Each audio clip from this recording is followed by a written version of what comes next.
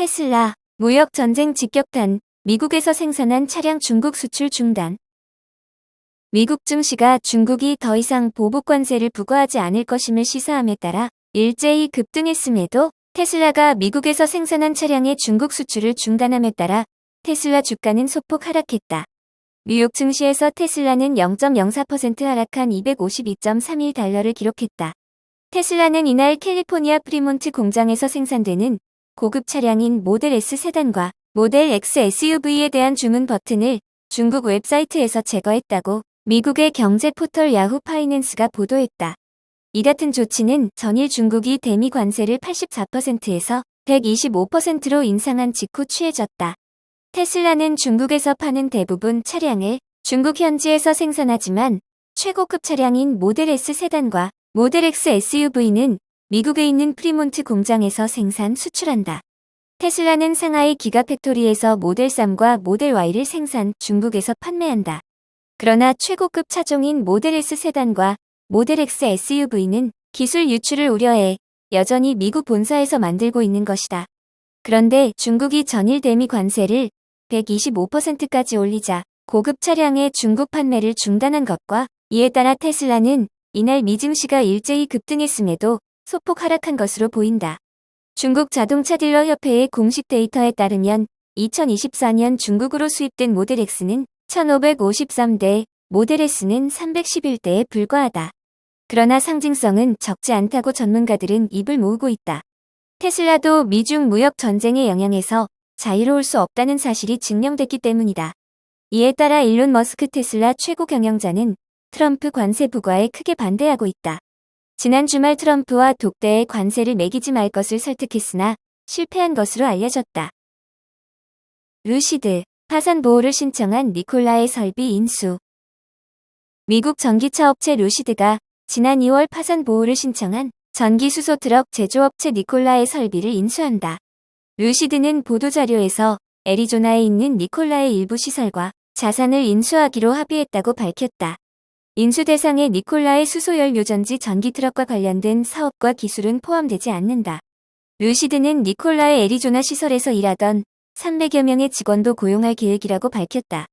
이어 전기차 기술 분야에서 풍부한 경험을 가진 직원들을 환영하고 지역사회를 더 지원할 것이라고 덧붙였다. 루시드는 첫 번째 전기차 모델인 에어 세단에 이어 지난해 하반기 스포츠 유틸리티차 모델인 그래비티를 출시한 바 있다. 루시드의 기존 공장 역시 애리조나 쿨리지에 있는 니콜라 시설과 그리 멀지 않은 곳에 있다. 루시드의 임시 최고 경영자인 마크 윈터호프는 그래비티의 생산량을 늘리고 우리의 다음 모델인 중형 플랫폼 차량을 준비하는 과정에 이러한 자산을 확보하는 것은 제조, 창고, 테스트, 개발 시설을 전략적으로 확장할 기회라고 말했다. 앞서 니콜라는 경영난 끝에 지난 2월 파산 보호를 법원에 신청하고 자산 경매 매각 절차를 진행해왔다. 2015년 설립된 니콜라는 전기수소 트럭 생산 계획을 내세워 한때 제2의 테슬라로 주목받았으나 창업자인 트레버 밀턴이 완성되지 않은 기술을 앞세워 투자자들을 속인 혐의로 기소돼 징역형을 선고받는 등 어려움을 겪다 끝내 파산 수순을 밟았다.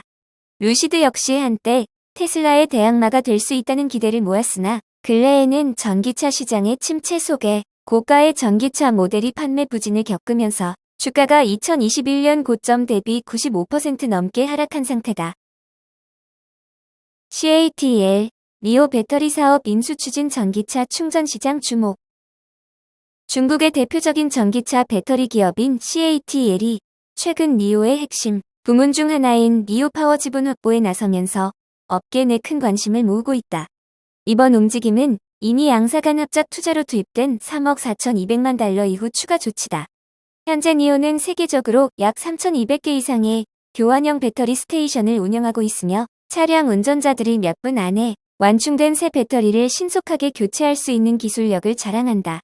만약 CATL이 이 회사 지분까지 공식 인수하면 해당 기술 표준화와 더불어 글로벌 시장에서 영향력이 더욱 커질 전망이다. 또 중국 국영 석유기업 시노펙과 협력해 향후 최대 1만 곳 이상으로 네트워크 확장을 계획하는 것으로 알려졌다. 한편 초고속 충전 분야 역시 빠르게 성장 중인데 비아디는 단시간 내 가능한 메가와트급 장치를 선보였으며 화웨이나 지커 또한 각각 고출력 모델 출시를 발표했다. 앞으로 어떤 방식이 대세가 될지 귀추가 주목된다.